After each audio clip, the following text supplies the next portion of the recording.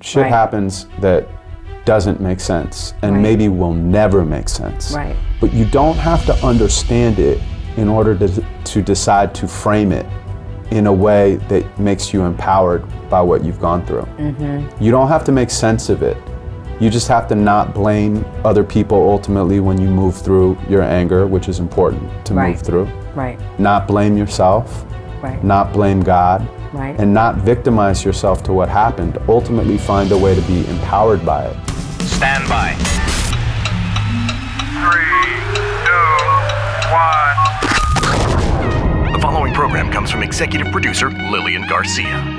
Every athlete is on this quest. Every performer dives in head first, battling real-life challenges and overcoming obstacles in an effort to make their dreams reality. Singer, speaker, and 15-year WWE host Lilian Garcia was the first woman to ever announce WrestleMania and is now the PFL MMA cage announcer. And now she's giving you an all-access pass to the human interest stories of elite athletes, extraordinary entertainers, and wellness experts. Now, let's embark on another fascinating journey of chasing glory with your host, Lilian Garcia. Hey guys, welcome to Chasing Glory. I am Lilian Garcia and I am excited. Why am I excited? Because for the next hour and a half or so, I get to be with you. Nothing else matters in the world. This is the connection that I need right now, and I'm just really, really glad that you're giving me the time to spend it with me. Spend it with me, to spend it with my guests who are pouring their hearts out.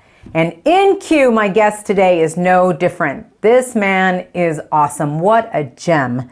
I actually found in Q for the very first time when I was at a Powerful You event, and he blew me away, literally. I mean, the way this man speaks the spoken word, holy cow. And he inspired me after this interview to write my own poem. And I'm actually going to share that with you because I promised him when I did an IG live, if you kept up with that, I had him on one of my daily IG lives, and I told him, as I shared one of the poems with him, I told him that I was going to share the other one. So after the interview with NQ, I will share the very first poem that I wrote after having this interview with him. I've never written a poem before, but that night it hit me. It hit me so hard. I was laying down to go to sleep when all of a sudden words just started coming out, and I was like, I got to put this on paper. And I did, and then I read it the next morning and I was like, I wrote that? Where did that come from?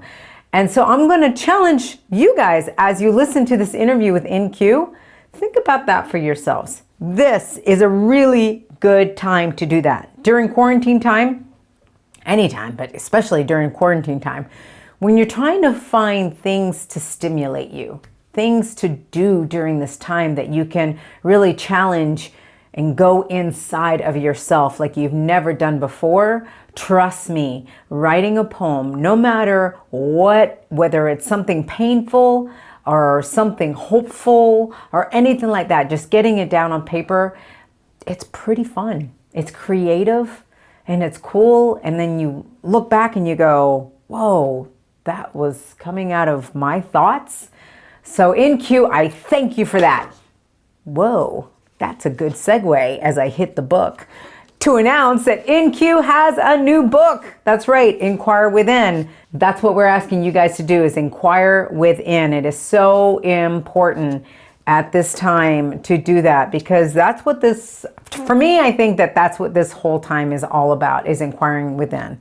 Okay, but before I get to NQ, I just want to ask you guys, how you doing out there? I know I can't hear your responses, but the reason I ask that is because I've actually reached out to a few friends of mine. I'm using this time to reconnect with friends. That's right, and I encourage the rest of you to do so. And there's one particular friend who said to me, you know, I'm feeling bad about myself during this time. And I was like, why? She's like, because I'm hearing other people using this time to work on their projects, to work on their passion, to work on their creativity, to work on this, to work on that. And she goes, and I'm finding myself not being creative during this time and not really wanting to work on anything and just sit and watch movies and just sit and talk to friends and just sit and really do nothing. And you know what I told her? It's okay. I know that there's other mentors out there that are talking about the grind and keep going, and this is the time to do this, and this is the time to do that. Who said so? Who said so? To me, I think this is a time to listen to what your body needs. Listen to what your mind needs. And you know what I've done too? I've colored. That's right. I bought a Minions coloring book and I am coloring the Minions because I'm getting tapped into my creative child juices. I don't want to do anything but listen sometimes to music as I'm coloring. And who says that's right or wrong? I'm not judging, and I'm not going to judge myself and my choices. And I'm telling you guys, don't judge your choices right now. This is a very scary time. So whatever it is that you are choosing to do, it's exactly what you should be doing. As long as you're not hurting yourself, right? Don't ever hurt yourself. I think it's important to still care about your mental state and still care about your physical state because you don't want to come out of this worse than you were before. But if you're not hurting yourself and you don't want to necessarily work on that project that you think you should be working on that project, then don't work on the project. Go color in a coloring book. Go listen to good music. Trust me, if you give yourself enough time to also recharge the batteries, then when you come out of this, you will be better off for it. You will be ready to grind later. But if you're not ready to grind now, it's okay. It's okay. I'm giving you permission. Relax. Relax, relax, relax. All right, so I'm going to go back to InQ because him and his spoken word is something that is very much inspiring me and something that I'm enjoying just listening to. And remember the audiobook as well. You can follow the audiobook while you're reading the book. It's pretty cool because you can hear his voice as he's reading the poems. Make sense? Okay, so at the end of this, remember, I'm going to share with you the poem. Now, usually I go into the bio right here, and I am going to go into the bio, but I'm going to do it a little different. We're going to change things up. Why? Because InQ has this incredible video that I really want you guys to see. When I saw this, it was so inspiring to me that I was like, man, I gotta share it with my Chasing Glory family. And you guys are my Chasing Glory family. And I do want to remind you, I love the fact that you love hearing from the superstars. That's awesome. But I also want to expand your horizons by introducing you to people that you might not know. You may not know InQ. And if you do, you know how amazing he is. So I just like to expand this Chasing Glory community and family to bringing you people that are blowing my mind and that I think that can provide value for you. So I'm going to read his bio and then we're going to go into the special video. So you get to really see a little bit of who InQ is before going into this in-depth interview, which, by the way, he said he's never gone this deep before. So I appreciate it. Thank you, InQ, for being so vulnerable and so real with us here on Chasing Glory. I got him here before all this coronavirus pandemic stuff and the lockup and all, which I'm so glad that I did. So that's why we're together. But it's a real gift to you. Okay, so let me tell you about InQ. Born in Santa Monica, California, to a single mom, Adam Schmalholz. I hope I pronounced that right. Schmalholz. I like that. Began rapping at the age of 13 and had full confidence that he would be signed to a major record label and become an internationally known MC. But at the age of 19, his path changed when he attended an open mic event in Los Angeles. Being inspired by all the talent surrounding him, his rapping abilities would transform to more of a poetic form of expression. He would take up the stage name InQ, which is short for In Question, and has captivated audiences with his groundbreaking performances. InQ was the first poet to perform at Cirque du Soleil at a production that they had, and also performed on HBO's Russell Simmons' Deaf Poetry Jam.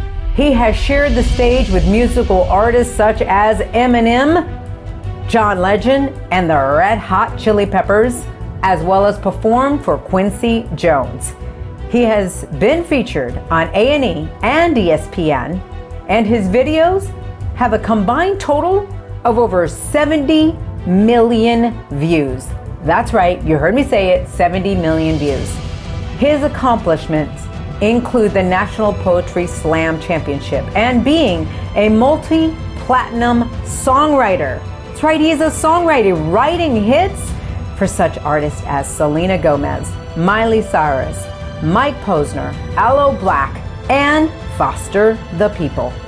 He was named to Oprah Winfrey's Soulful 100 list and also co-wrote the anthem for the 2014 FIFA World Cup.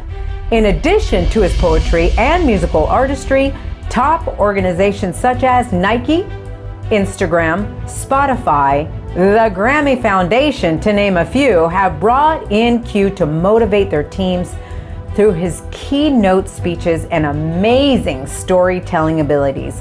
He continuously writes to entertain, to inspire, and challenge his audiences to look deeper into their own experiences as well as the world around them. Ladies and gentlemen, get ready as it's about to get real, raw, and inspiring with my guest in Q. Check him out right now.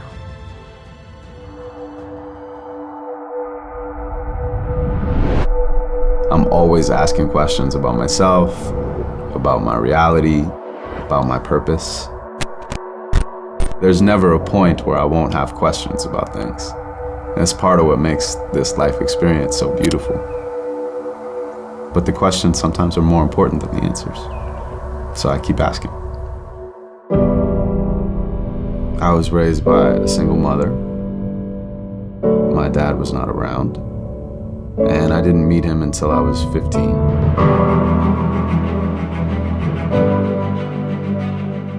I really believe that my dad was my biggest spiritual teacher in his absence and his presence. And I think that it kind of made me internalize a lot of questions that I had about not fitting in the world. But I think that fed into my chosen life purpose and my art. And so I'm unbelievably grateful for it. My father never played catch with me or gave advice. But if nothing else, that man gave me my life. And that's enough for me, if that's all he could ever give. Because I'm appreciative for every day I get to live. And even though I don't need my dad to validate it, I thought that I should write this poem to thank him for creating me. Because every moment that we are alive is like a gift. And if that's not enough to forgive, then what is? I became obsessive with hip-hop and ultimately poetry. And I think I needed an escape from whatever was going on in my life, and this was my outlet. The freedom that comes from being able to speak your mind and tell your story, and to not have any rules, and the rhythms and the rhymes and how they bounced off of each other. It was really amazing, and I absolutely fell in love.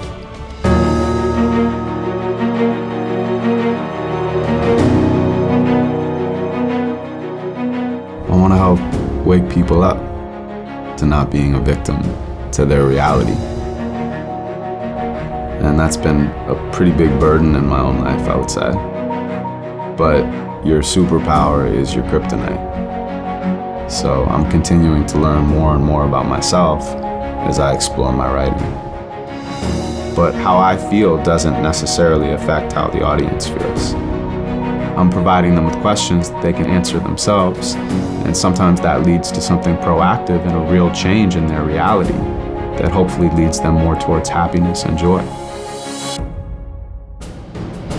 I looked into the mirror and I confronted what I saw, accepting the reflection by embracing every and directing the connection into breaking down the walls by reflecting the perfection of the God inside us all. If pain is dragging, waiting for a dreamer to come wake us up, use community is as important as an institution. We are here to change the world.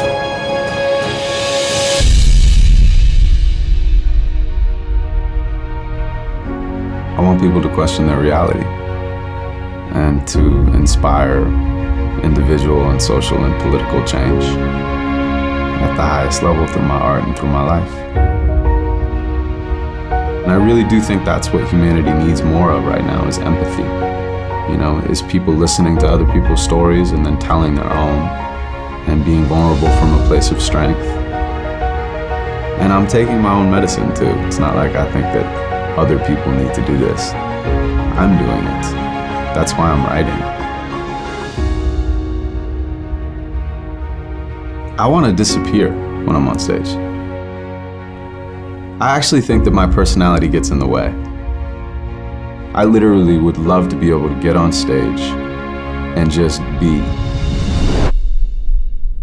And that would be the best poem I've ever written.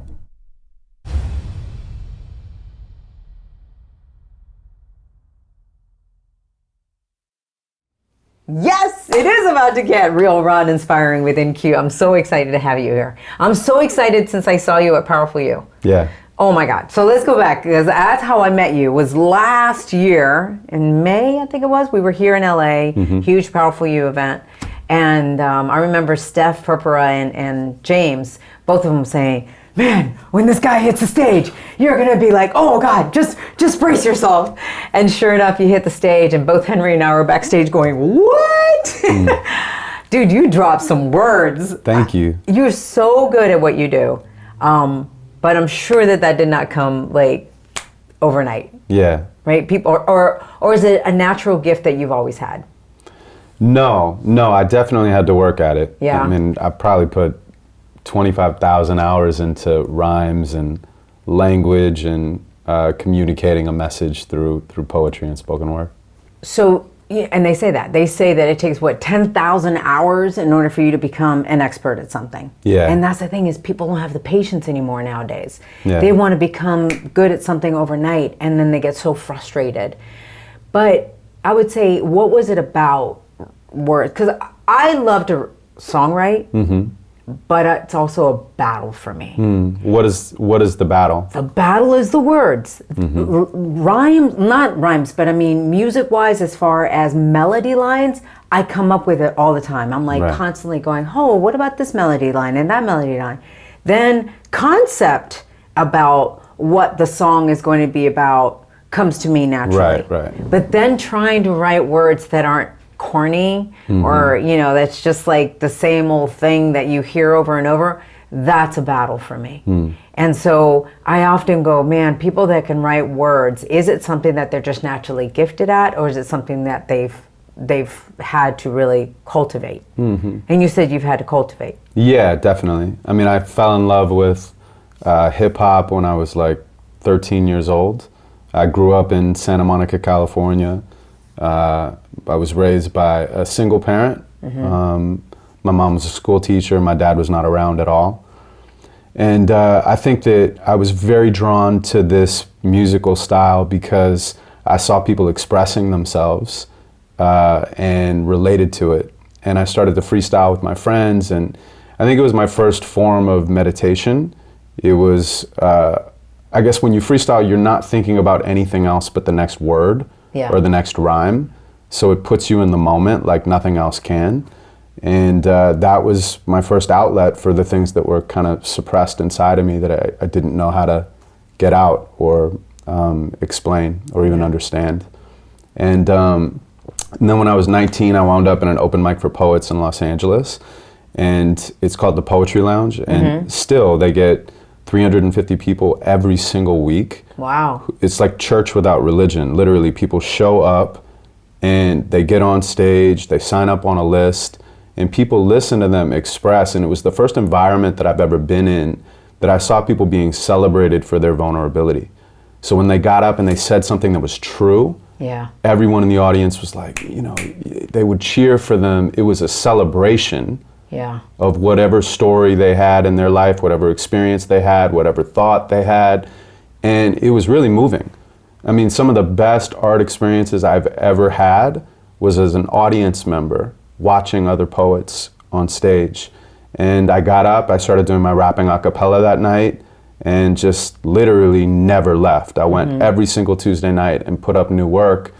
That place became a community the community became a family. And over the years, I was on HBO's Def Poetry Jam, and we won the National Poetry Slam Championships. And one day I woke up and I realized I was more of a poet than an MC, and that was the start of the journey.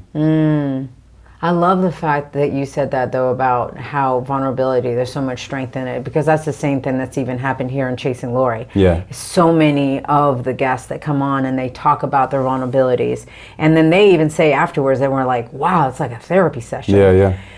We all have such struggles, and we get scared to share that because we feel like we're going to get judged. We feel like, oh, I have to make sure to let people think that everything is fine, Right. you know, that I'm a winner, Right. you know?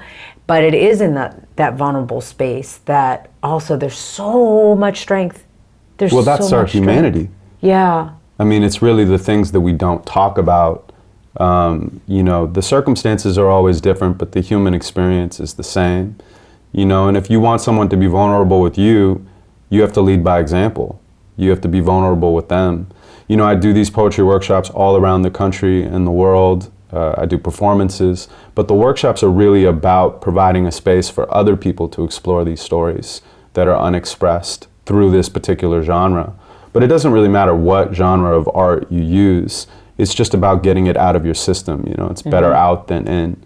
And what I find over and over again is that when people get on stage and they say something, they realize they're not alone.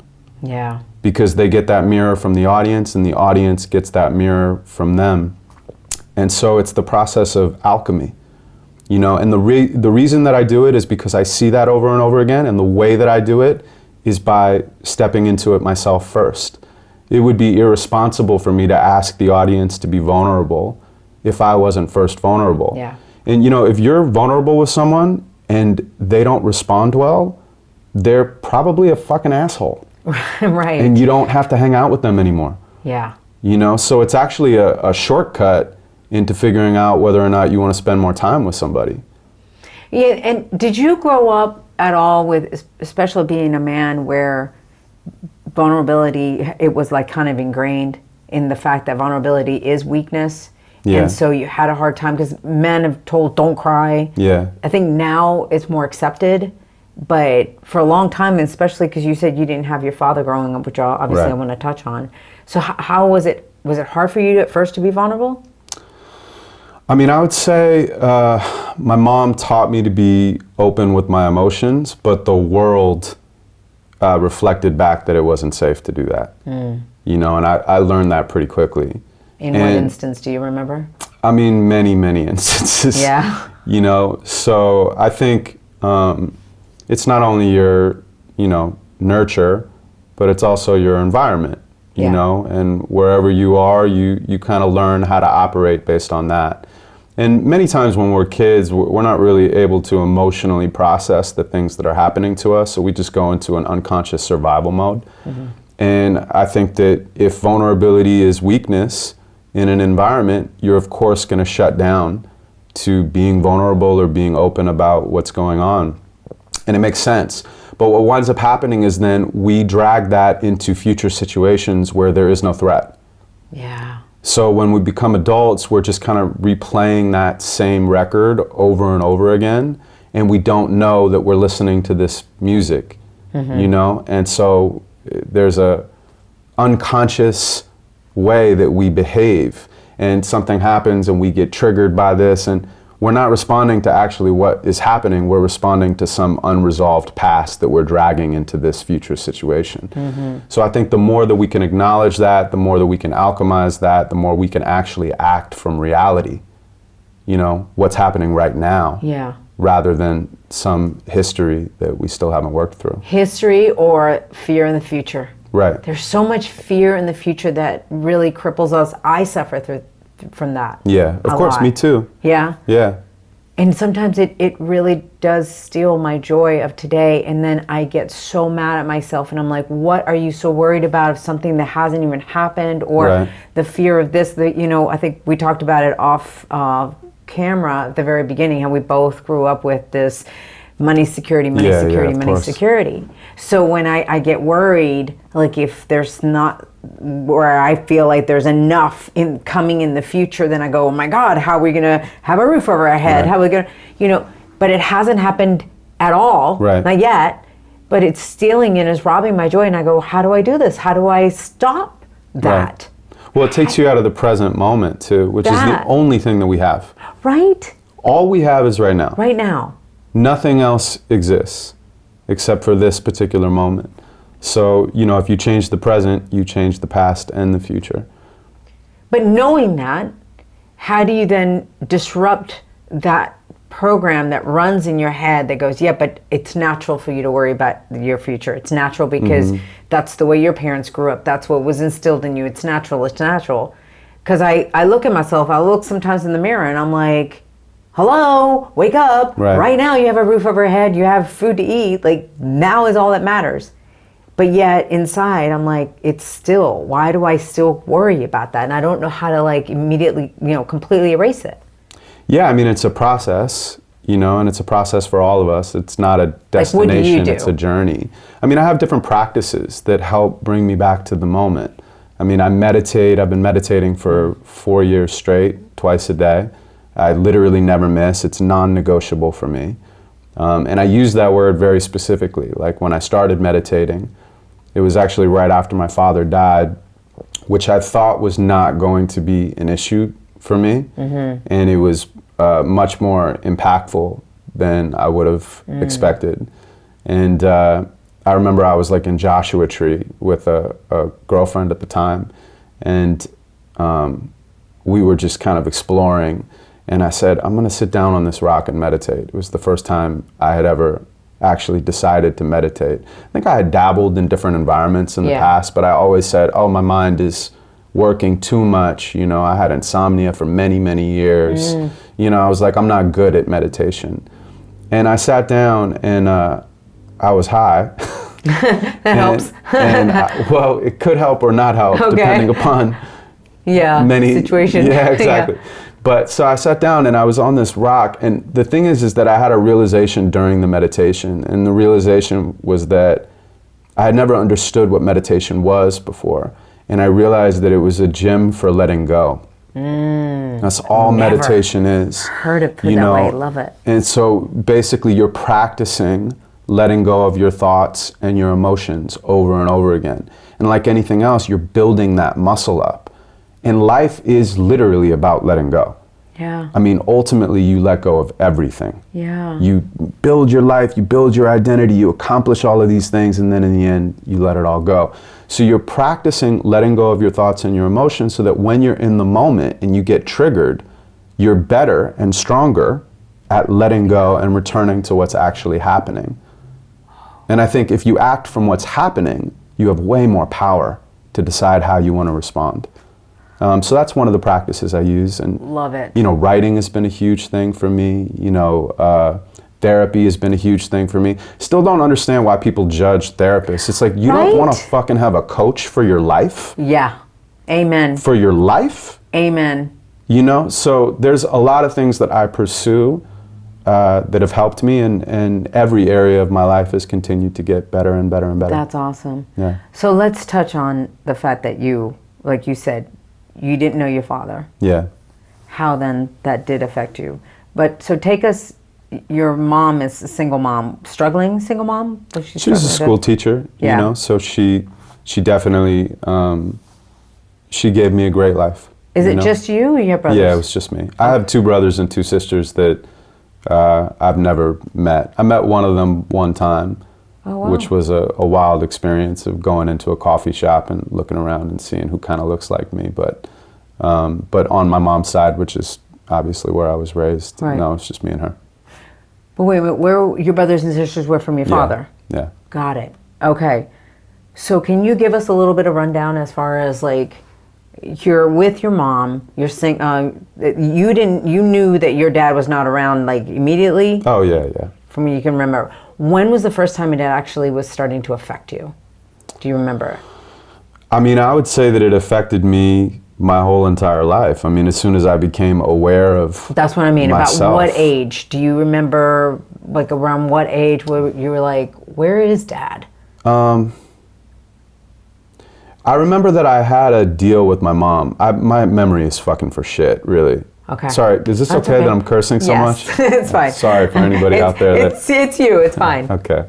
So I really don't remember much of my past. I have like vague and ambiguous memories. Really? Do Yeah. you think that's on purpose? Defense mechanism? Maybe. Okay. Yeah. Does it bother you that I ask you? No. Okay. No. I want to make sure that you're comfortable. No, I'm good at setting boundaries. Okay, I'll let you cool, know. cool. No, so, but I do have this memory of I had a deal with my mom that we knew where my dad was. So I could send him this Father's Day letter when I was younger. Because I think I had this like fantasy that if he knew me, then he would fall in love and come back and create a family. I mean, that's what kids do, you know, you create fantasies around the life that you want to be living. Right. And so I think when I turned like 8 or something like that, I don't remember specifically, but she was going to let me send a letter to him. So I sent a letter to him, and I would just go out to the mailbox every day and like wait, and so of course, it got sent back. Basically, it was like a return to sender thing. Oh wow. And that was, I think, pretty heartbreaking for me. And my mom was a fan of Beaches. You remember that movie, Beaches, with Bette Midler? Yeah. So what's the song? It's the fly so high. Oh yeah. What is that Broken, song? You are the wind beneath my wings. Yeah. Right. This is so crazy. Yeah.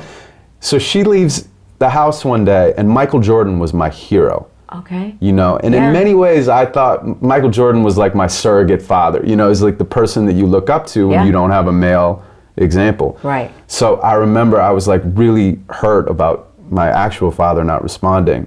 And so one day I put on the You Are the Wind Beneath My Wings, and I had a Michael Jordan poster. Yeah. And I unraveled it, and I sang as much of the words that I knew. Oh my God. To the poster. Fly, come fly. Yeah. So high. Thank you. Yeah. Thank you. And I fucking cried. And when I was, Yeah, I'm getting emotional just thinking about that. As a kid, you doing that. Wow. I never, ever have told that story, I don't think. At least not in an interview or anything like that. But, yeah. I'm happy to do a piece. I have a piece in the book that is, it's called Father Time, and it's about my experience. And please, I think it's, I would love that for anybody out there that is suffering from not having a connection with a parent. Yeah. Father Time. I'm staring at the number, wondering if I should call. I can hear the tick-tock from the clock on the wall as it meshes with the thump-thump beat of my heart. Sometimes getting something started is the hardest part. I didn't meet my dad until I was 15. I'd seen his photograph, but his image was sickening. A coward with a dick, but no balls to back it up. See, when he left me as a kid, I had cause for acting up. The funny thing about hate is the person you hate doesn't feel that hate. You feel that hate, but wait. The weight can be too much for a person to take, and personally I was hurt, so I just locked it away. I was angry all the time, and I didn't know why. I couldn't handle my rage, so I would hide it inside, pretending everything was fine became a daily pastime. Time passed, and I started to believe in my own lies. I took it out on my mom because she raised me alone. The rage I couldn't own had left me totally numb. It was like landmines in my mind that I didn't understand, so when the boy inside cried, the young man outside yelled. I think I learned about my masculinity from TV. The people weren't real, so I knew they couldn't leave me. I would sit there for hours right in front of the tube. The images that I saw were my depiction of truth. It was manhood in a box, and I bought into it. The censorship of anything inside of me that's sensitive. The sentence is a lifetime of tears suppressed in a stone face, an overblown ego they've distracted through a paper chase. Back when I was 9, I imagined in my mind that my father was a spy working for the FBI, and that's why he couldn't stop by, write or drop a line. He was off saving our lives from the bad guys. But that was just a lie that I used to get by so that you wouldn't see the tears welling up in my eyes. When you're rejected by the person that you're created by, you secretly feel like you don't have a right to your life. I thought if I confronted him, then it would make it all right. But since I couldn't forgive him, it just recycled my spite. I remember meeting him for the first time. Every time a person passed by, I would ask, "Mom, is that him? I look a little like him, right? No? Oh. What about that guy?" And that was what it was like to meet the man that gave me life. To shake his hand and look into his eyes. We talked till he apologized, then said our goodbyes. I walked away on my own, then I began to cry. Now, for years after that, I acted like it was all resolved. I told him what I thought, so I figured problem solved, but it just re-evolved. My insecurities were eating at my mental health. I took it out on the world because I hated myself. That's when I finally decided I needed some help. I opened up. I started writing and sharing about my past. I got honest with myself and I started chipping at my mask. I looked into the mirror and confronted what I saw, accepting the reflection by embracing every flaw, then directing the connection into breaking down the walls by reflecting the perfection of the God inside us all. I stopped focusing on everything that I had been hateful for, and I started focusing on everything I could be grateful for. And personally, there is a lot I can be thankful for. If pain is dragging you down, just cut the ankle cord. It's when the weight lifted and I really started living. It's when my hate shifted and I really started giving. It's when my fate twisted. It was like an ego exorcism. Your mind state can be the most powerful of prisons. My father never played catch with me or gave advice. But if nothing else, that man gave me my life. And that's enough for me. If that is all he could ever give. Because I'm appreciative for every day I get to live. And even though I don't need my dad to validate me, I thought that I should write this poem to thank him for creating me. Because every moment that we are alive is like a gift. And if that's not enough to forgive, then what is? I'm staring at the number, wondering if I should call. I can hear the tick-tock from the clock on the wall as it meshes with the thump-thump beat of my heart. Sometimes getting something started is the hardest part. I pick the phone up. The dial tone begins to sing. Punch his number into it and it begins to ring, ring, ring. Hello, Mike. Hey, man, it's Adam. Your son.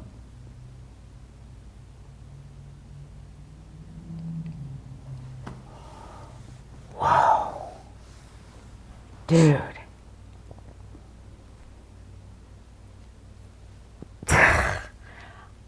I haven't experienced that, and yet I could feel all the pain. Mm. What did it make you think and feel? First of all, it's beautiful the way that you've turned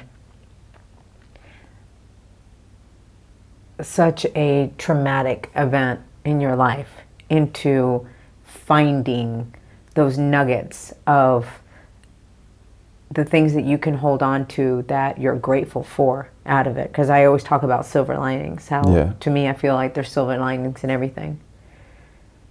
But man, I could feel like I just wanted to hug, you know, the little boy that is so lost and all. And I'm sure it took you a while to process We that. can hug. Come on, let's hug. Oh, absolutely. Jeez. And it's like we've all gone through something, but you know, I haven't been through that, and yet I could feel some of that pain. Yeah. That it made me have empathy. Yeah. And made me, right now, like I just wanted to hug you so bad through that. Yeah. I think the interesting thing about art is that, and specifically poetry, at least for me, is it does make people feel less alone, and it does inspire empathy. And I think empathy is what the world needs most right now. You got it's it. to realize that we're all in this shit together. That's one thing I always kept saying is like we all have to help each other through this. None of us have ever been here before. None of us have gone through this. None of us know how to get from point A to point B. You know, we're all trying to figure this out. Yeah. And I even with your father, I'm sure you've probably processed this, that he'd never been a father before, or maybe he had with He had okay. another family. All right. But somehow, some way, there was something he was going through that had nothing to do with you. You just in that line, right?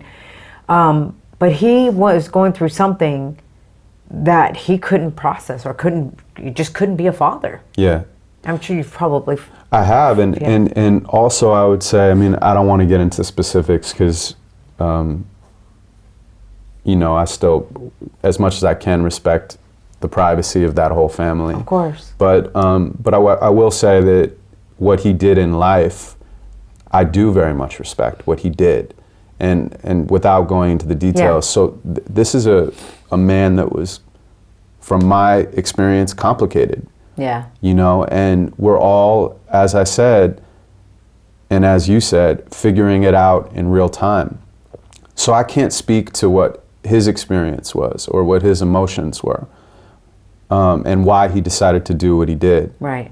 But I can speak to ultimately how much of a gift it was for me, because I would not be who I am, I wouldn't be the artist that I am or the person that I am had I not gone through that. I mean, I would say when I was a kid, I did feel always out of place and search for my masculinity outside of myself. And in many ways, I think I externalized my validation, but it made me become very observant. And I think that's one of the main superpowers that I use as a poet. Mm-hmm. And when you feel out of place, you start to ask questions about yourself and your environment. And I think that ultimately that can be very valuable in how you navigate the rest of your life. So I'm grateful.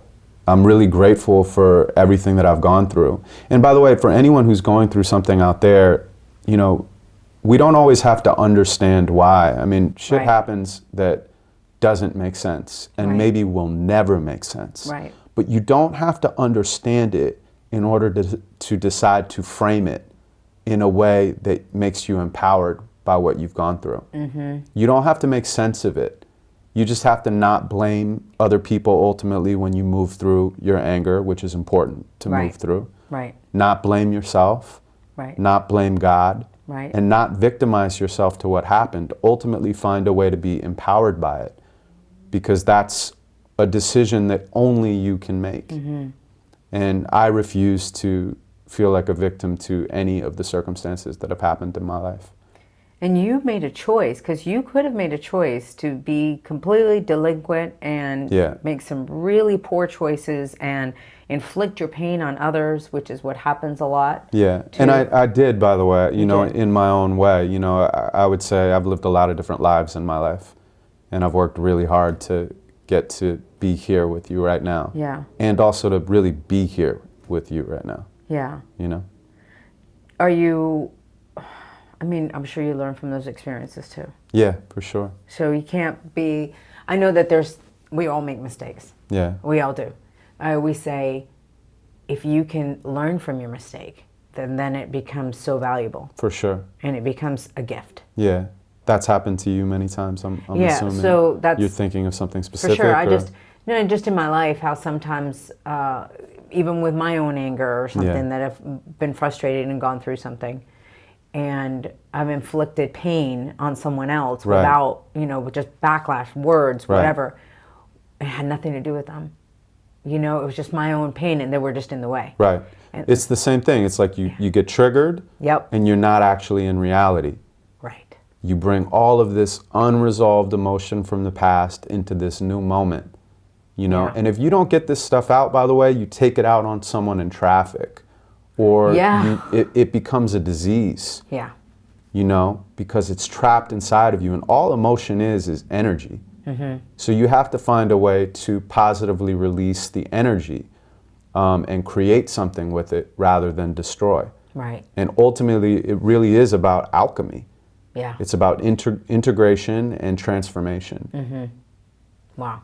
So when you wanted to be a rapper, is that during the time that Eminem was around? Yeah, definitely. I mean, like the first time you ever saw it, did you see the movie? Yes. Yeah. 8 Mile, right? Yeah. Amazing movie. Amazing movie. So was it one of those things that you're like, holy crap? Yeah, I mean, were you already doing this? Yeah. I was okay. very, very into being an MC at that point. Okay. And I didn't want to be a rapper. I was a rapper. I just never quite figured out how to make money at it or get signed. I mean, at the time when I was doing it, it was still the age of finding an A&R, to sign you and put it out. These days, what's so amazing about technology is you can directly connect to the fans. Right. I mean, you deciding to do this amazing podcast and we have no idea how to quantify, who will be impacted or influenced by this conversation. Maybe no, but maybe people out there are going to be like, oh, whatever. And then maybe somebody else will actually be like, wow, I thought something and felt something. But then maybe somebody else will be like, I thought something and I felt something, and I'm going to do something to actually take a positive step in reality. And this is all from a room in your home. Right. I mean, it's beautiful. Right. It's so powerful. Yeah. So I didn't have that at that time. So I was making demos and performing at local clubs and stuff like that. I know what that's like, dude. Singing and stuff, like trying to get signed by the A&R guy. And oh my God. It's a whole thing. It is a whole thing. But even that, I want to say, I'm so happy doing what I'm doing right now. And hip hop, it will always be a foundation to my poetry. It's cellular, it's in me. And I still am a huge, huge fan of the music. And the community that I came from, we were all, very, very much into rhymes, and so it was a part of our DNA as well. So that was my question that I was going to apply to you is, you have your life vision that you want it to be this. Yeah. It doesn't turn out to be exactly that. It doesn't. It's a different direction, right? Right. Some people get caught in, if it doesn't look exactly the way I envision, it means I'm a failure. Right. It means that I didn't make it. Right. And you see other people that make it and you go, well, they got their dream, but I didn't get mine.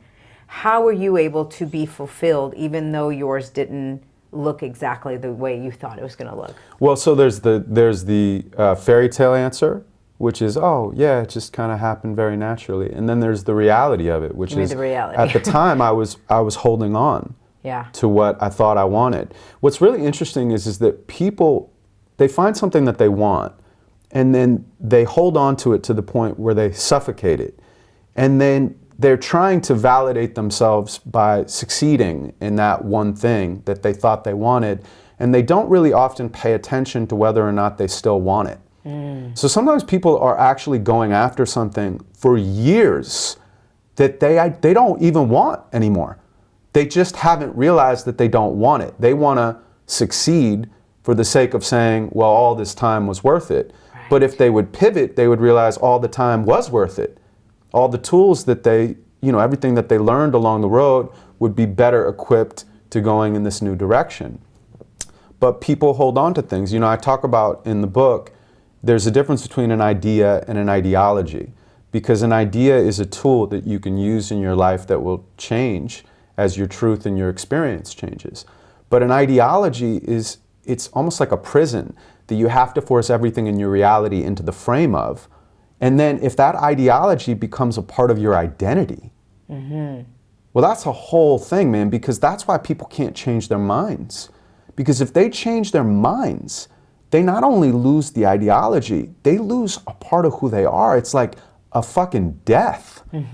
Like a part of them actually has to die for them to change their mind. And that's really scary. So they just hold on to it. Yeah.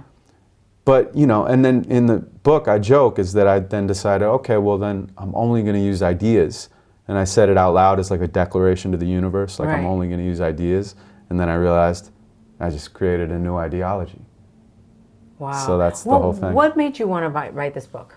Writing books are not easy. Yeah, well, look, all of my poems have always been living, breathing documents. I've literally like showed up, I've performed, and then I've disappeared. And I've performed for thousands and thousands of people over the years. And then I had an opportunity with HarperCollins to create a book and to gather all of this material into one place. And the cover of the book is, it's called Inquire Within. And the cover of the book is the branches of the tree going up and the roots going down, and they're mirrored. And when you turn it to the side, it looks like lungs. And the two halves of the book are inhale and exhale. And inhale is the personal poems. It's kind of like my poetic hero's journey about my life, you know, so Father Time is in that and other stories like that, other different poems that I've written over the years. And then exhale is the social and political poems. And so it's change yourself, change the world. And I, to be honest, I don't strategize my inspiration as a writer. Like, I don't think, what does my audience want to hear?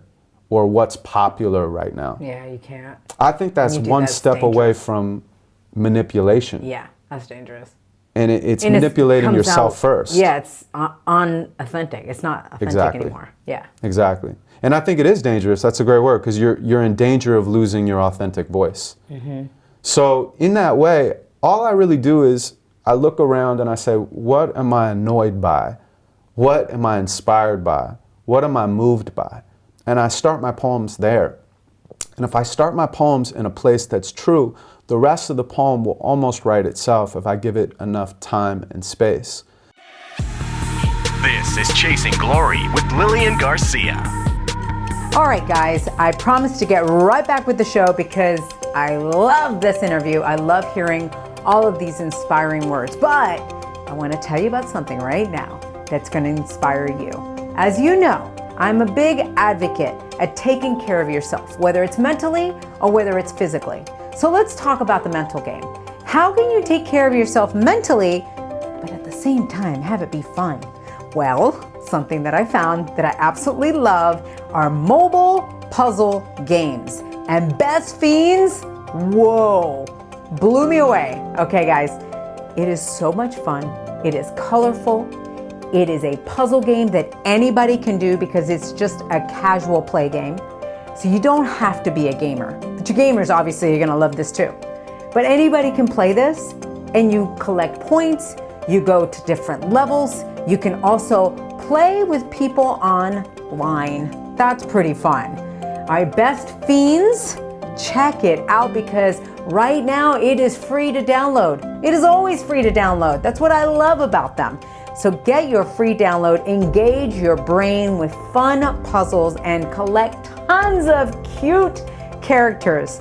Trust me, with over 100 million downloads, this 5-star mobile puzzle game, that's right, 5-star mobile puzzle game, it's not easy to get to 5 stars. This is a must play. You can download Best Fiends for free on Apple App Store or Google Play. And that's best friends without the R. Okay, so even Bray Wyatt loves this. Best Fiends, check it out now. Your mind is... All right, so something else that I absolutely love is taking care of your body. Now, if you've been following some of my IG lives, you've been seeing that I've been doing at-home workouts with templates that have come to you from RP Strength. Who's RP Strength? All right, when I was looking for a workout program with something that would help me as I'm aging and as my body is starting to get softer and softer, I found RP Strength online. If you go to Instagram and you follow their RP Strength page, you're gonna see these before and after transformations that blew my mind, but I love their concepts. It was all about lifting heavy, and I remember I used to do that, and my body would definitely love that. I felt so, strong. Okay, but the gym's closed down. So, reached out immediately to RP Strength, and they had a solution because they made at-home templates. Now, I didn't have the dumbbells that they were talking about, and everybody online was sold out. So I started getting creative, grabbing some workout bands that I had, and also these water jugs that I had. They're available. You guys can buy them out there. Okay, so I incorporated that and started doing these IG lives so that they could actually help you, and I could show you what the templates are all about. But all you have to do right now, if you haven't seen them, is just go to rpstrength.com. Now, they are doing such a deal for you because they have all these templates, they have a diet app, they have everything to set you up right now while you're at home so that you can feel better coming after this than before, okay? And all you have to do when you go to rpstrength.com, make sure you use the promo code Lilian20. That's Lilian, the number 20. That's gonna get you an additional 20% off. So they had a 60% off their $99. Now with the additional 20% off on that, these templates are now only gonna cost you $31. So that's it. $31 is your investment. You can have these at-home templates that you can do, and you can feel so much better about your body, and then your mind. Everything will feel really good during this horrible, sad time that we're experiencing. Do something for yourself to feel really, really good. And check out, they also have one-on-one coaching. So much on there. Merchandise. You're gonna love it. Go to rpstrength.com and make sure you use the promo code Lilian20. All right, now back to the show. Now, more Chasing Glory with Lilian Garcia. So for me to gather all of this material into one place, I've almost been able to see what I've been trying to say all of these years. And really what it ultimately boils down to is that consumerism is trying to take from us constantly.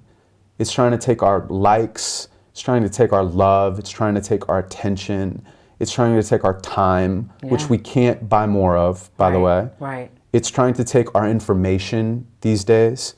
And we're almost trained to externalize our validation, to seek the answers outside of ourselves. So if I don't know something, I go on Google immediately, or I go on YouTube immediately. And this is an amazing thing, this technology that we have that is connecting the entire world. I mean, it's really unbelievable. It's really cool, but then there's also some dark sides to it. It isolates us. Yeah. People are disconnected from their communities. They're more disconnected from themselves and that internal voice, So I think that what I hope is that this particular book is a window into people hearing their own voice. There's a difference between using your tools and having your tools use you in terms of the technology. Yeah. And so if someone's going through something right now that they can't figure out, definitely you can ask a friend, you can consult a coach, but also find time to be by yourself, to sit in nature, and to just allow all the other noise to go away so that that one true voice can rise up. Because that voice is going to tell you your purpose, it's going to tell you your passion, and that's going to be your true north for where you need to go in life, to let go of those ideologies so you can get back into ideas and see what interests you right now. What is sparking you? How do you solve this particular problem that's in your life? So I'm asking people to inquire within the pages of the book.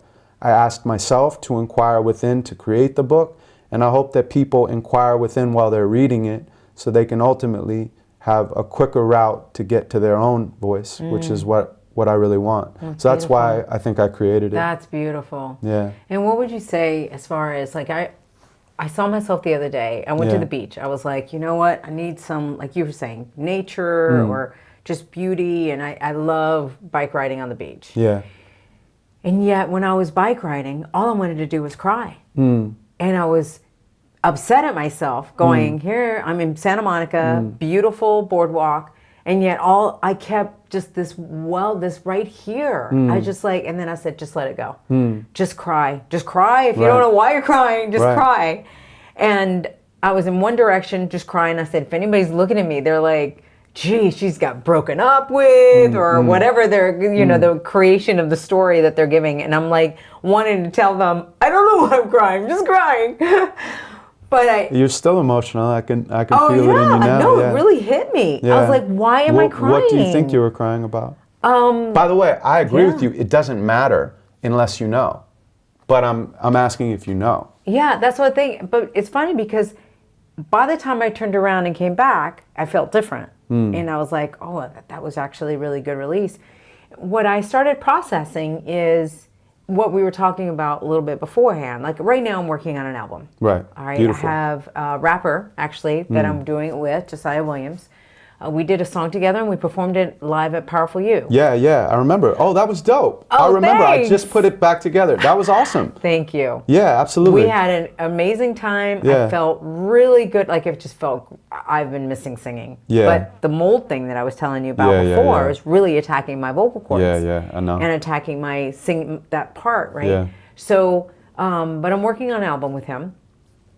And I don't know when it'll be finished. I don't know when we'll be able to perform on stage. I don't know all of these factors. And yet I'm getting the opportunity to do more and more episodes of Chasing Glory, which is great. I love doing this. But there's a part of me that if I don't perform, I feel like a failure. I feel dead. I feel... So I think that's what it was. It was like, when will I get to do more of what really like this... Lights you up. Yeah, I mean, the show lights me up, Of but course. not. It's a different part of what gets lit up. Yeah, It's a different area. And right now, Chasing Glory is really getting lit up, but this is not, right? So I think life is a balance. And also, anything that you feel underexpressed in, if you express yourself there, every part of your expression will rise. It's a rising tide lifts all ships. So. Chasing Glory will get better even more because you'll feel more fulfilled. Right. I think to your point, first of all, it doesn't matter. It does if you know what it is. So the specifics of this really do matter. Yeah. But for anyone who's listening, you don't need to know why you're emotional. Just allow it to move through you like just get it rain, out. Because as we said, if you suppress it, it gets trapped inside of you. Yeah. So it's actually an opportunity when you feel emotional, because you might not often feel emotional. Yeah. A lot of people don't know how to tap into their emotions. So if you get there, it's actually like celebrate it. You don't have to be so afraid of your pain. Yeah, at Our first whole society is so fucking afraid of their pain that they hide it from themselves and everyone else. And this is causing a vicious cycle. So celebrate your pain. Find a way to not take your pain so seriously. And when you get those times on your own, like you were doing on the beach, of course, when you create space, you will actually see what's there. It's like almost coming into a house that has too much art. So much art on the walls, you can't actually see any of the art. So when you create that time and space for yourself, and the noise starts to fall away, you'll actually start to hear what's there. Yeah. And sometimes you need to release something. And whether you understand it and you can actually take a positive action in reality, that's wonderful. But if you don't understand it, maybe it's just emotion that needs to move through you so you can be more in reality. And at first I did struggle. I was feeling guilty. Right. I felt guilty. That was the other thing I wanted to say to you. Yeah. The part of you that was struggling against it, the only from a loving place, and I do this myself all the time, like all of my poems are me just talking to myself, reminding myself of what I need to learn. Right. But as a mirror to you, I would say that's the only thing that will get in the way, is if you judge yourself for having whatever feelings you're having. Yeah. It's like, who are you to judge yourself, man? You know? I was feeling like I was not being grateful for the life that right there, for the opportunity to even be on the beach. Yeah. Even have a bicycle. Like Right. there's so many people in this world. I look at, you know, tons of documentaries Of or course. shows, and there's still women, tons of Yeah. them, with these big things on their Yeah. head carrying water because they have no safe waters, and they're trekking miles and miles, like Right. 5 to 6 hours a day, just so that they could bring home water for their families Yeah, it's every day. unbelievable. It's unreal that we're still experiencing a life like that. So whenever I'm feeling that, I'm going, who are you Right. to be emotional, to have anything, tears to shed because you can't go sing a song or whatever? But it's the same thing as putting on your mask on a flight on yourself first before you put it on someone else. You know, I mean, in that case, it's a child, but how are you going to be able to fully take care of anyone else unless you really fully take care of yourself first? And yeah, I mean, look, the law of attraction is a real law. You know, there's two realities right now. There's the spiritual reality and there's the physical reality. And the physical reality, I'm sitting here, Adam, in Q, you know, and of course, like, I want people to like this conversation. I want people to like me. I have goals. I want to accomplish things. I want to live in abundance, right? Right. And that's my physical reality, my ego. You can't get rid of your ego because your ego is a part of your humanity. You can just learn how not to navigate it, you know, navigate from that place in the same way. And then there's the spiritual reality. The spiritual reality, you know, it's infinite out and it's infinite in. I mean, literally, most of the universe is empty space.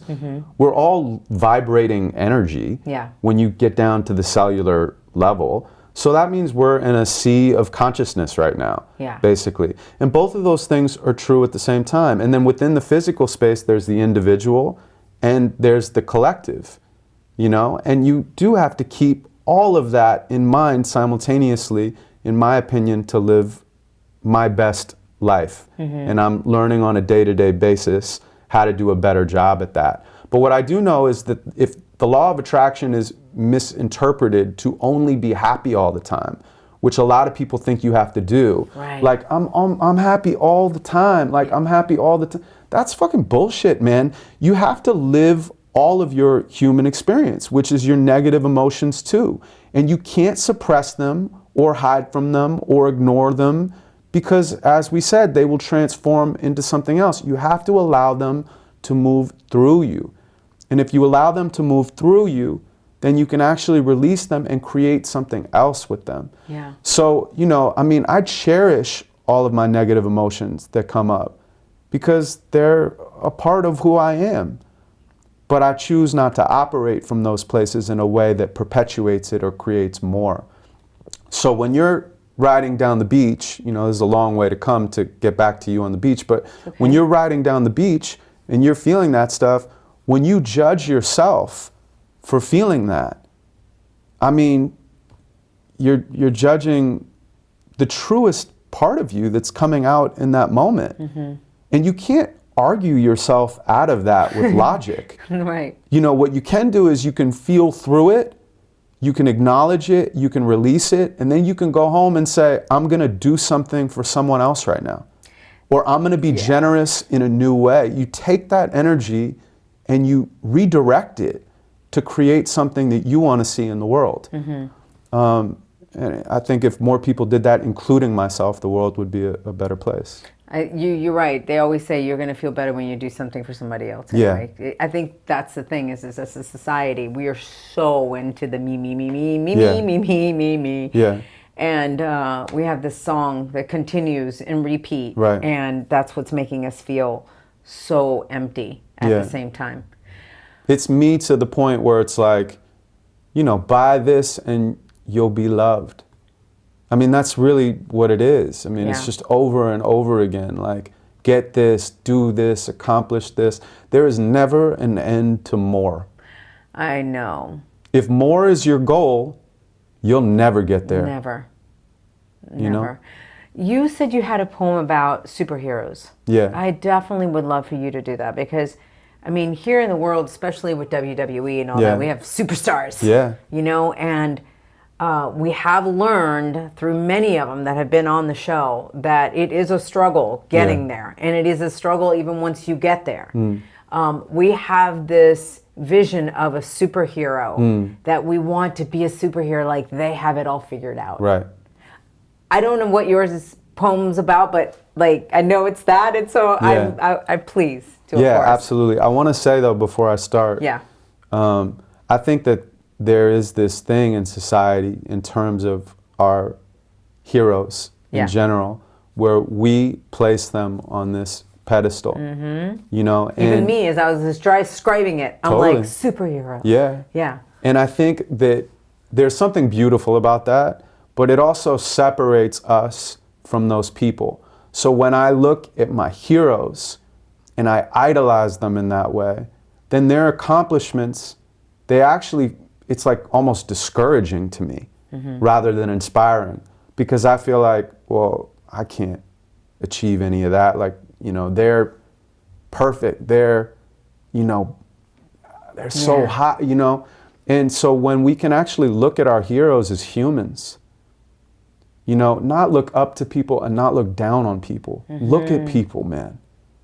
And then see what they've accomplished and then be inspired by it, because they accomplished it even though they've had to go through all the things that you've had to go through in a different disguise. I think that's really beautiful. So when I have an opportunity to be with like spiritual teachers or people that I really respect and admire, you know, the question that I always want to ask them is like, when is the last time, which you've been doing, which is why I love this thing that you've created, because you've been doing this thing. When is the last time you've struggled? Or when is the last time that you've had a hard time applying one of your spiritual teachings? You know, and tell me about that. Because then I go, wow, you went through it and you still came out on the other side. And now let me figure out how to apply that to my life. You know, so. Wow. This is called Superpowers, and I wrote it in collaboration with Life is Good, the clothing company. Oh, I love Life is Good. Yeah, they're awesome. They're awesome. And I wrote it many years ago, and we kind of sat down and looked at all the different superheroes and superpowers, and we created this piece. Oh, that's together. so cool. Okay. When I think of superheroes, I think of superhuman. I think of Superman, Black Panther, and Wonder Woman. Usually they have a cape or a mask to hide their face. They have X-ray vision and superhuman strength. Some can even breathe in outer space. They fly around a while, but always come back to keep our cities safe. They're here to save humanity from itself. It's a metaphor for how we look outside ourselves for help. And while the fantasies are fun, I choose to look to me and you. Yeah, we love superheroes, but we have superpowers too.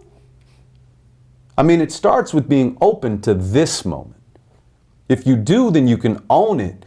Besides, it'll be gone before you know it, so don't blow it. You owe it to this second of eternity to show up. Embrace the possibilities and slow up. Take a breath, look around, see the sights, hear the sounds, feel the ground, notice how the gravity holds you down. You could be anywhere in the world and yet you're here. When you embrace it as your own, you begin to overcome your fear. And real courage is looking in the mirror. It's deciding what you want to do, then making it appear. It's creating out of thin air.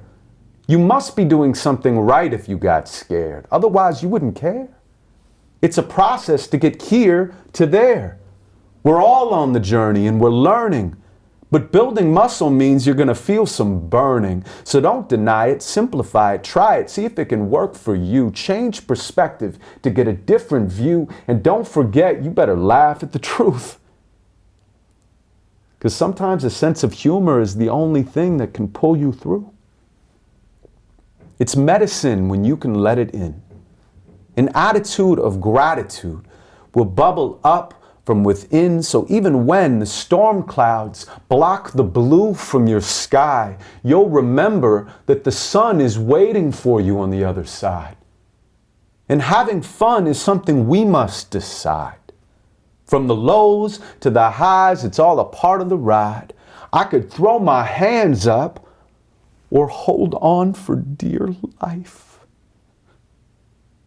But I'd rather live once than have to go to hell twice. Compassion is my passion. Empathy is my gift. But my growth is incremental as my consciousness shifts. So I create from the abyss, turning my pain into gold. I'm an alchemist, an optimist, and an authentic soul. I believe that life is good, even when it hurts to see. I believe in superpowers, and I believe in you and me. I believe in superheroes, but I don't look for them above, because they exist inside us all, and we save the day with love. Wow, dude. My gosh, that fits so perfectly with everything that we were talking about. Wow. You saw my reaction on that one line too. Yeah. About I'd going rather to hell twice. Rather live once than have to go to hell twice. Whoa. I mean, you really do have a gift. You Thank really you. do. Do you, like, how hard is it for you to memorize all of this? You know that the foundation of my art is rhyming. Yeah. It's not hard. And people will always come up to me afterwards, because I'll do hour-long shows. Wow. You know? Yeah. And you've memorized everything. You don't just riff on the fly. No, so for example, like the book that we did, the Inquire Within book, you know, that has 60 illustrations. So we worked with an amazing illustrator in London called Musta Sharik. And he did all these really beautiful images that bring you deeper into the poetry. So that's like one way to experience it. And then we just finished the audiobook. And the audiobook is 2.5 hours of me doing these poems. Good. And I took it so seriously. You know, I really wanted to do justice and service to these pieces. And I'm so proud of the audiobook. But it's 2.5 hours, and literally, I've memorized the whole thing. So I could start it at the beginning and just go. And so people will come up to me often and they'll be like, how do you do that? Like, that's so unbelievable. You must be a savant or something like that. It's not at all that. It's just I've put in my hours. And if you look at any MC that you respect, you know, from Kendrick Lamar to Nas or Jay-Z or Eminem, as you said, you know, if you told them to take all of their verses and cut out the choruses, and you had no music, they've memorized hours and hours. They could tie them together for hours. I mean, these people really are geniuses. You know, they're poetic geniuses of our time. And for whatever reason, some people don't acknowledge that. But that is the foundation of my memorization. It's from hip hop. And there's many MCs out there who have the same muscle. You've done so much already in your career. I can just imagine what it is that you want to fulfill, which I do want to know. Yeah. What it is what's your goal, what's your vision? Unless you don't, unless you're just like, whatever happens, because some people go through that. Yeah. But you've already done so much too. Does it feel like you've done so much? Does it feel fulfilling? Does it, like sometimes people look at me and they'll say, wow, you've done this and this and that, whatever. And I'm going, yeah, sometimes I forget that I've done that. And sometimes I go, yeah, but I've had this one goal. Right. You know, that you just kind of, I mean, I don't know. What is your one goal? Well, like I said, music. I just Right. want to do more music. Right. I want that to be more of the what I do. But then I go, maybe the world needs me in this other capacity that I'm just not allowing myself to break that vision, like it has to look one way. Yeah. I mean, when I transitioned from, rapping into poetry, there was that part of me that had to let go of that ideology at that time. You did. And when I did, I opened up this whole new flow of life. But if I did feel unexpressed in other areas, I find ways to express. Because as I said, I know that anything that's unexpressed in one area, you know, it can't all come out through this genre of poetry. There has to be other ways. You know, so songwriting has been huge for me. Yeah, you've done a lot with different songwriters, from Selena Gomez to you worked with Mike Posner. Mike Posner, Aloe Black, Foster the People. I love Foster the People. Yeah, they're incredible. Awesome. Yeah, Mark Foster's an awesome, awesome guy. Yeah, I ended up getting a publishing deal actually in that transition phase because I knew I was a poet and I knew I wanted to figure out how to do that for a living, but it's a genre that was very difficult to monetize. So, you know, my community, there was some of the most talented people and still are, but it was hard for us to figure out how to make a living. Yeah. So I turned 30 and I was still like really struggling. I mean, I didn't go to college. I went to San Fran State for a year. I got out, I went to SMC for like 6 months. I was miserable. I got in a fist fight on campus and I was like, I'm out of here, you know, and I never went back. Yeah. And I just started pursuing art. So there was many, many years of just getting by. And I couldn't figure out how to turn the corner and really make a living in my poetry. And I had this opportunity to get a publishing deal with a company called Rock Mafia. And they're a production team, a writing team. They're a record company at this point. They have many studios in Santa Monica. And they've become a family as well. And they gave me an opportunity to write with all of these different artists. And that financial foundation and creative outlet was huge because, first of all, creatively, I was forced to do things I had never done. I was forced to think about someone else's experience in my writing. I was forced to think about how to be round with my syllables, how to fit more information into less words. Right. You know, I mean, my rhymes are choppy, they're rhythmic. This was very different, right? And yet I learned so much, and all the tools that I learned when I went back to writing for myself, I had more tools in my toolbox to use. So that creatively was huge. And then financially, I mean, it gave me freedom to pursue my poetry, which is what I'm really, really passionate about. And so, you know, that was an absolute gift for me, and a gift that was unexpected. And I had to be open to my life changing to be able to take that route. Yeah. So, you know, obviously push towards the things that you want to create in your life, but also be aware of the gifts that are all around you that you might not be seeing. Where I'm at now, I really, really believe in this art form.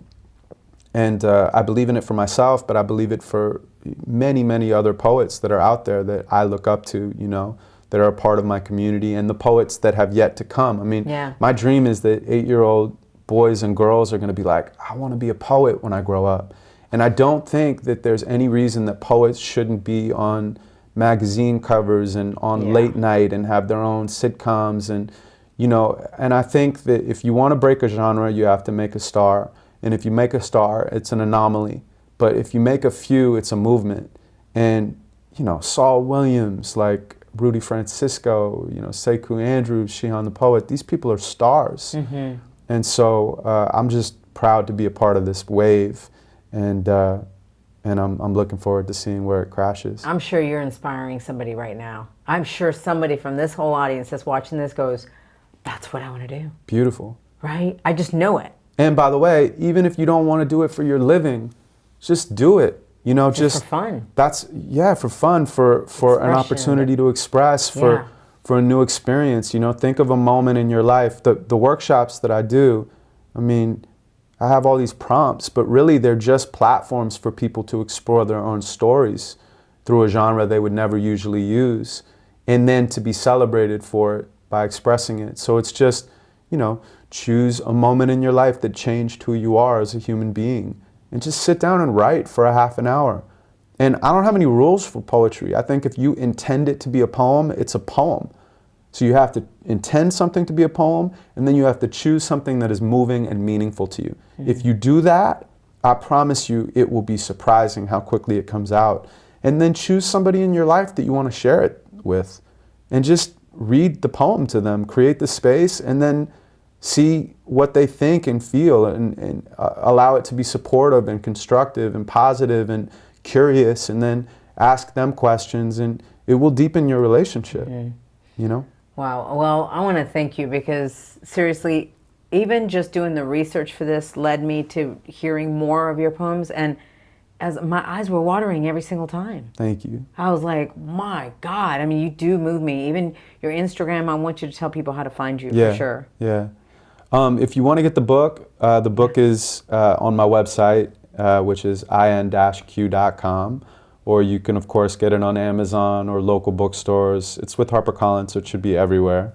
And it's out now when this comes out. Yeah, you know, awesome. So please support, because the more that you spread the word, the more that we can get this out into the world. And I'm really, really proud of this. I'm horrible at self-promotion. It's always been my least favorite thing. Like, if we were hanging out, like, I really want to be with you. I don't be like, yo, we're at the fucking thing. I know, but you got to, because... But you have to. You have to, because you have something that can help people. Yeah. And that's the way you got to look at it. Yeah. And this is separate from me now. I feel that it's outside of me.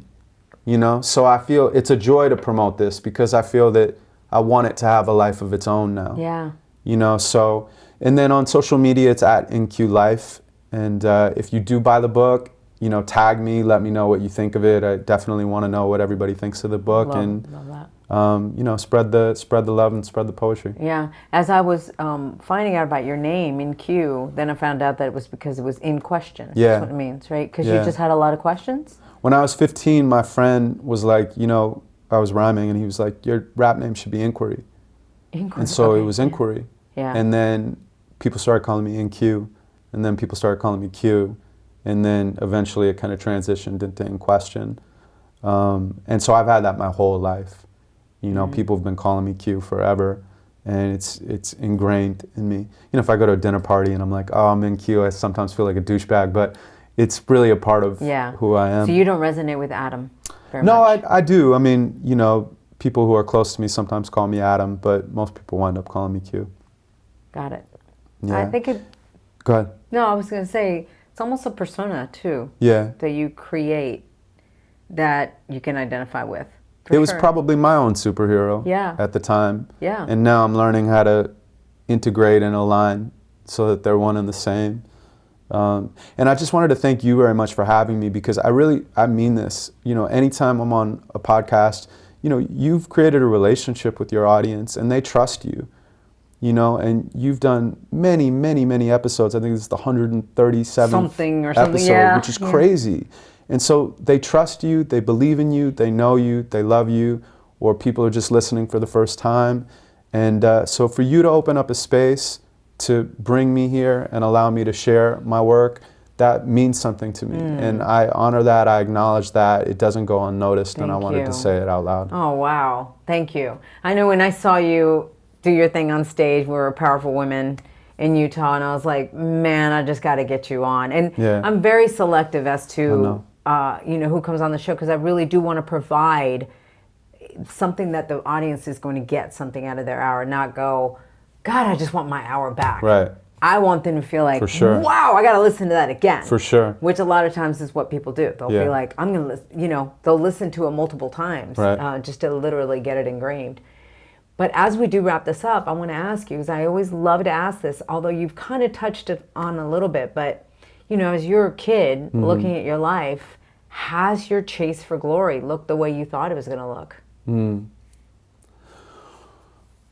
Great question.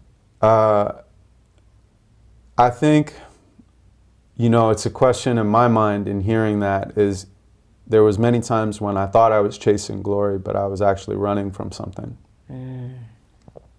You know, and I think, you know, whatever gives you motivation or fuel to approach something in your life and be obsessive about it, you know, it can be really positive, because it made me the writer and performer that I am. But at a certain point, I realized that my fuel source was unsustainable and needed to change where my fuel source was coming from. You know, when I started out, it was just pure love. But then, of course, it gets co-opted by the ego and by validation and by success and Yeah. you know, this externalization of everything. And I think now, you know, I've realized that it needs to come back to that pure place, because otherwise, you know, I'll keep going, but I'll crash, you know. And I had this thing, I talk about this in the book too. There was this one time I was going through a breakup, it's like many years ago, and it ties back around. And I was like, I went through a breakup, I'm gonna come home, I'm gonna write my breakup poem, you know? So I come back to my house, I sit down, I'm about to write my breakup poem. And then I'm like, you know, let me read over my other breakup poems first, because I had other breakup poems. So I'm embarrassed to admit, but I had 9 of them. It wasn't 9 women, but it was 9 breakup poems. Just like 30 minutes of material. Okay. So I literally sat there alone and I read all of this material to myself. And at the end of it, I realized, wow, like I don't need to write another breakup poem, because all of these old breakup poems are applicable to my current breakup. So I need to figure out why I'm continuing to create the same lesson in a different disguise over and over again. And from that point on, I realized that in my writing, I was perpetuating some of these stories. And I realized my fuel source was unsustainable. And so from that point on, anything that I created, it's not that I ignored my pain, as we talked about. I incorporated it in, but I always wound up bringing it in the end to hope for myself and hope for the audience. I want people to feel at the end of these pieces that they have infinite possibility and empowerment to take on their life how they see fit. So, you know, at this point, I think the sky is the limit, but I want to make sure that my fuel source is coming from the right place still, because I think that'll be the thing that will allow me to continue to be inspired for the rest of my life. Do you feel like you've already obtained glory? Like in the glory that, or is that something that's still like you know, that's the one thing that I've known, just the words chasing glory. Yeah. It's like, that can mean so many different things. It's deep. It's a deep title. Yeah. And I think glory is a journey, not a destination. Yeah. It's a process, not a product. And, you know, I am the journey. Yeah, you are. That's exactly why I always say, even here, I'm like, you'll be hearing the journey. And I don't even call it really an interview. You'll be hearing someone's journey. Because that's what it is. And it is the fun of it all, the crazy of it all, the lessons of it all. It is. And it's not when you obtain it. Because it's, like you said, we all could want more. Right. And there is no really final destination except for death. Right, exactly. That's it. Like, that's the glory. So what do we have? We have now. And then what are we going to do with now? Yeah. You know, and this was a really valuable way to spend my now. I love it. Thank you. You've been amazing. Thank Seriously. you. I needed this today, just to feel like, even the discussion of like, it was still in my head. Why was I crying? You know, but now it's okay. Good. That's all right. Do you want to hear one more? I do. Okay. Finish it off with All this. right. Yes, please. This is called Learn Fear, and this is, you know, based on what we were talking about in the beginning, which is, I think, finding your voice. Oh, you know. great. Learned fear can be overcome when you realize the voice inside your head is not yours. It's an imitation of the voices from before, repeating on a loop inside your quiet core, receiving since your youth when your choices weren't even yours. Perceiving was the proof, but reality has many doors, so why are we still fighting other people's wars? Learned fear can be overcome when you realize the voice inside your head is not yours. It's an imitation of the voices from before, repeating on a loop inside your quiet core. And you can't tell the difference because it sounds the same. But trust me when I tell you, most of what you think is from somebody else's brain. They have us trained, shackled by imaginary chains, imaginary rules for imaginary games. But they don't know the reasons either, so where should we place the blame? And who is they anyway when we're all the same? Our parents had parents, and their parents had parents. Apparently it hurts to see, so I'll be transparent. The world is so much bigger than your insecurities. and they don't speak on your behalf without your soul's authority. The world is so much bigger than your culture or community, and they don't speak on your behalf without your soul's authority. Because if it's all a story, then nobody else can tell it for me.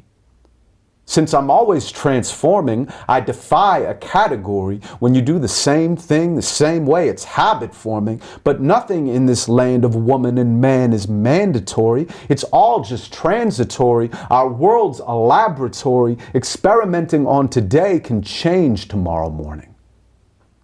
And since matter is mostly empty space, we're in a sea of consciousness where the boundaries are erased. So I stared at my reflection until I couldn't see my face. Then I picked myself and put the flowers in an empty vase. If you came for validation, then you're in the wrong place. The only certain satisfaction is becoming what you've chased. And there's no running from the inner voice. So it's important that you choose, but it's more important that you know you have the choice.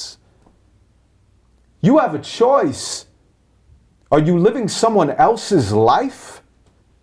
You have a voice. Does it haunt you in the dead of night? Would you fly if you weren't convinced to be afraid of heights? And who convinced you anyway? They had no fucking right. Right? No one can dim your light. You shine within so bright that you could blind the sun from sight and scare him back into the night. No one can dim your light. I said it twice because you're greater than the circumstances that surround your perfect life.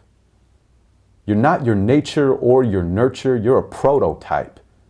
And if you hone it right, eventually you'll hack your satellite. At first it's nothing.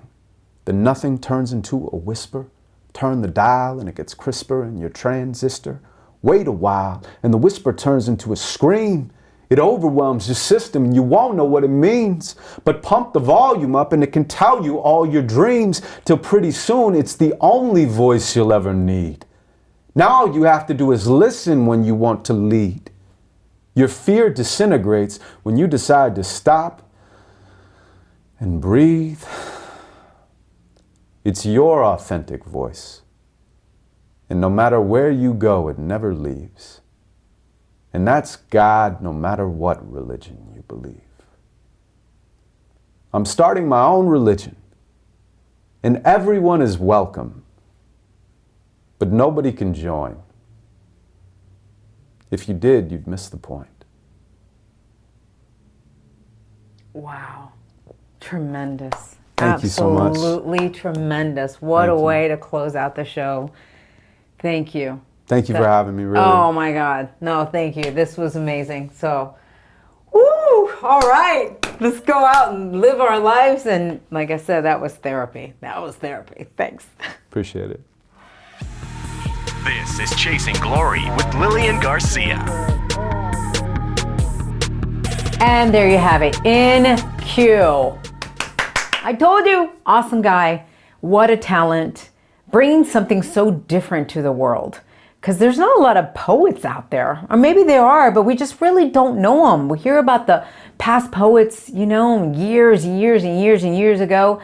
But man, InQ, what a style, what a flair, what a way to be able to say a poem. And I told you guys that I would read my poem. Again, this is the one that I wrote the night after the interview.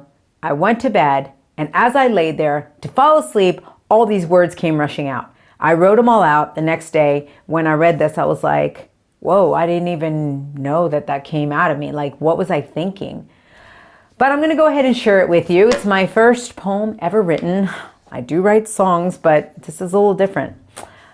All right, here we go. It's called TikTok. The clock's ticking loud as it's meant to be, with a mood in its heart as it stares at me. The judgment below and the enemies, all chiming loud as a frenemy. Tick-tock, tick-tock, it screams at me. The impatient declared as it embraces me. I said it before too many times to score, that the sound in my heart is all a roar. Don't despair the wounds of my heart, for the lessons they've learned is what sets me apart. I separate the willows and the cries from above to stand strong from a place of love. As I float over chaos that hovers below, I quench my thirst with an unending flow. So tick-tock, tick-tock, I'm in total control of the pieces that fell so far down below.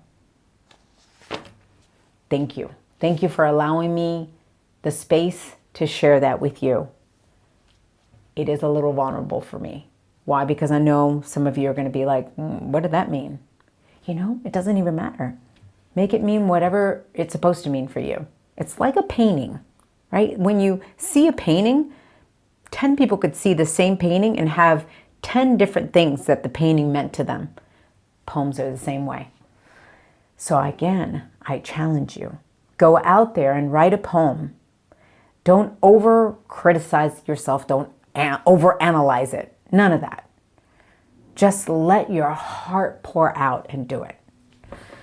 Thank you guys for joining me on Chasing Glory. Remember to follow the show at Chasing Glory on Instagram, at Lilian Garcia on Instagram and Twitter for myself, and Lilian Garcia official fan page on Facebook. And remember, for all things Chasing Glory, just go to chasingglory.com. Thank you for the 5-star rating. Keep those up. Make sure you write a review.